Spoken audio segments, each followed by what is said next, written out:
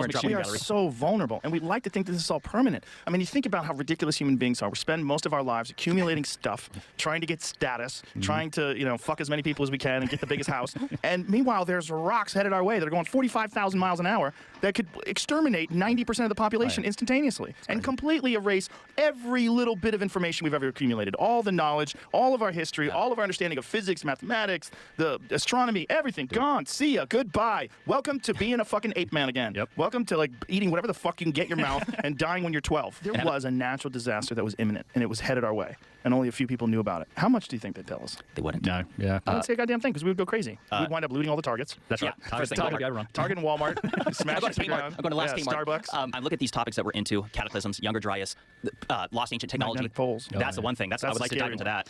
I watched a video on that this morning. The Adam and Eve video. Oh yeah, Jane Thomas thing. Jesus Christ. That's an interesting one. Is that how much of that is agreed upon? That there could be a time where the magnetic poles actually shift. So this is science. They say that the last one was like 778,000 years ago, and we're like something like 200,000 years overdue.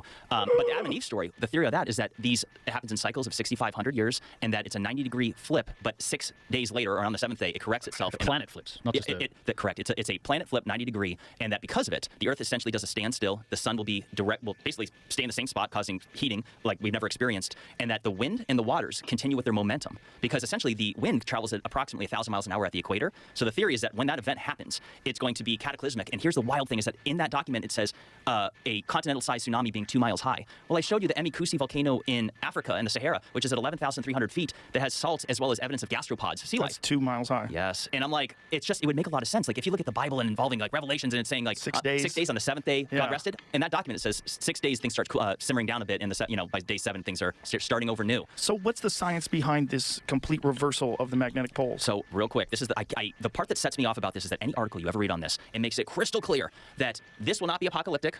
Maybe we'll potentially have some satellite communication issues that could affect our power grid and telecommunication systems, and that's going to be unfortunate. But don't worry, it's not a doomsday. I'm like, okay, first of all, if the grid goes down, that is doomsday. But number 2, they don't know what they're talking about because they claim that the geomagnetic pole shift is because of the interior, whether it's iron core or whatever it is, the molten core does a shift, and because of it, that's why the compass will flip. But I'm like, if you look at the nature of earthquakes, some originate in the crust, others originate in the mantle, in the parts that aren't solid. So I'm like, if you're saying that the interior that is molten does a shift, why on earth would you suggest that it wouldn't cause earthquakes or volcanic activity on the surface? So I feel like every article I ever read on geomagnetic pole shifts, they go out of their way to say, don't worry, it's fine. And I'm like, but yet the evidence shows that it's accelerating. Back in just the 1990s, it was traveling, the North Pole was transitioning at 10 miles a year. Now it's at 40 or almost 40 miles. It's accelerating. And then the Adam and Eve story, it talks about, actually, no, not the Adam and Eve story. There was a documentary on Nova years ago that the evidence shows that when you've studied other volcanic rock for prior known pole shifts, because keep in mind, there's hundreds that are known. This has happened throughout millions and millions of years. This is mainstream science. The poles do flip. But it's not that the Earth flips over. It's that the inside core does, and so your magnetic compass will flip. Like, what causes it? So whatever that molten core is, it does a shift inside. It allegedly happens in cycles, and we're long overdue. And when it happens, the other theory is that the Earth's shields will be diminished. Well, definitely. So we know 2 things right now: is that the pole is moving, so it's off. I think it's off even the South Pole might be off of Antarctica at this point, like the magnetic south. And then the magnetic field, consequently to this movement, is weakening. So we know our magnetic field, and that's where a lot of that danger is going to come from. Is if the magnetic field keeps weakening. Now everything cosmically that happens is going to hit the Earth, and particularly us with our electronics, it's all going to get more easily smashed because the magnetic field is what protects us from solar flares and cosmic radiation and all this stuff. So as the field and the acceleration of that weakening of the field, is accelerating. So it's getting weaker faster. So we seem to be heading towards an unknown or undetermined time where the poles may shift, like the polarity of the Earth will shift, and the compasses. And are there any estimates on when this could possibly take place? According to every article I ever read, like, oh, don't worry, it's probably another 1,000 years. I'm like, you have no idea what you're talking about. It's accelerating, and if you look, you don't have to Google this, Jamie. I don't know there's a mountain chain in Eastern Oregon where it's the most evidence of a pole shift. That there was a volcano that was active during the shift, and if you take a compass along the volcanic rock, the compass will slowly start to change. And so wherever like pottery or volcanic rock solidifies, that wherever the North Pole is at that time, it's an imprint, and the compass will continue to show that. It's really fun. Take a compass around volcanic rock, and it'll move the compass to wherever the North Pole was then. But here's the interesting part: is that what it shows is that the pole shift starts slow, and then they accelerate to the point where the day that it happens, you could potentially see the compass slowly moving. And then when you go back to this Adam and Eve story talking about the pole shift, they say that the event happens in approximately a quarter of a day, so 6 hours. So it's like it comes out of nowhere. And I'm like, what if, like, I'm into the cosmic impact, that there's unbelievable evidence that definitely happened. But there's other things that happen on Earth, whether it's super volcanoes. What if that's related to pole shifts as well? And the reason why the evidence wouldn't be necessarily that we couldn't find it is because if the Adam and Eve story, if the details discussed in it are accurate, the reason why we're not seeing the evidence of it is because it flips right back and thus masks the evidence that it ever happened. So it's pretty wild. You guys are freaking me the fuck out, man. Hey, can you, this is text Elon real quick. He knows. He talks about no writing before 10,000 years, and he's saying it afterwards, and he's talking about deep, deep rabbit hole. I listen to what he says. He's careful with his words. And, I mean, since we know there's been 5 interglacial periods over the last 450,000 years, this is the topic. You want to see something else? President Trump said it too. What did he say? He was, I have the video on my laptop. It's only 30 seconds long. If you YouTube Donald Trump on climate scientists, basically they're talking about global warming, and he basically interrupts and says, "It's going to cool for us though, isn't it?"